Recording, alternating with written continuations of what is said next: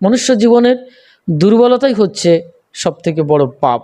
যখন মানুষের ভেতরে দুর্বলতা কাজ করে তখন সেই ব্যক্তি রেপ করে ফেলে, ধর্ষণ করে। যখন কোনো ব্যক্তি দুর্বল হয়ে পড়ে তখন তার ওই দুটো ছেলে মেয়ে পার্কে বসে বিবাহের 1-2 বছর পরে পর্যন্ত সময়কালীন ওই ছেলেটি ওই মেয়েটির কোলে মাথা গুজিয়ে কাটিয়ে দেয়। এটা দুর্বলতা ছাড়া আর কিছুই নয়। সারা জীবদ্দশাতে একটা স্বামী তার স্ত্রীর সাথে যে সম্পর্ক স্থাপন করে সেখানে দেখা যাচ্ছে কি যে তার বাপ মাকে খেতে দিচ্ছে না, কিন্তু তার বউয়ের কথায় উঠছে বসছে, এটা তার দুর্বলতা। প্রত্যেকের প্রতি কর্তব্য এবং দায়িত্ব রয়েছে।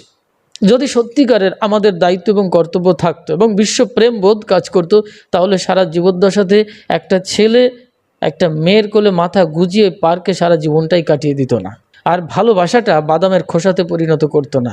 বিশ্বপ্রেম বোধ আলাদা কথা বলে।